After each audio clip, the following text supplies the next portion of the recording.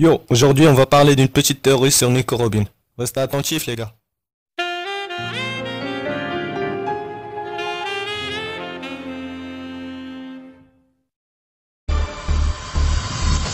Nico Robin, alias l'enfant démoniaque, est l'archéologue de l'équipage du chapeau de paille. Elle est recherchée depuis qu'elle a 8 ans et avait une prime de 79 millions de berries. Elle fut présentée comme étant la vice-présidente du Baroque Works, connue sous le nom de Miss All Sunday, et était le bras droit du chef de cette organisation, c'est-à-dire Crocodile, ou plutôt Sir Crocodile.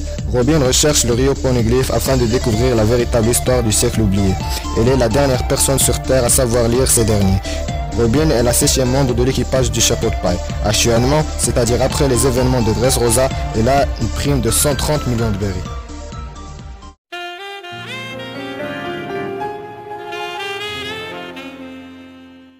Robin a mangé le Hana Hana no Mi, fruit de l'éclosion.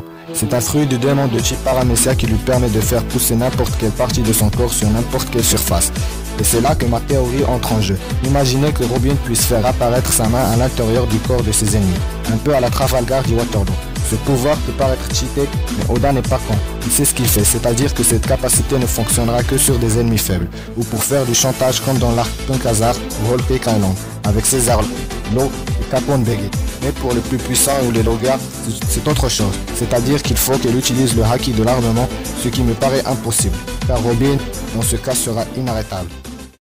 Voilà, c'est la fin de la théorie, j'espère qu'elle vous a plu. Dites-moi en commentaire ce que vous en pensez et à la prochaine.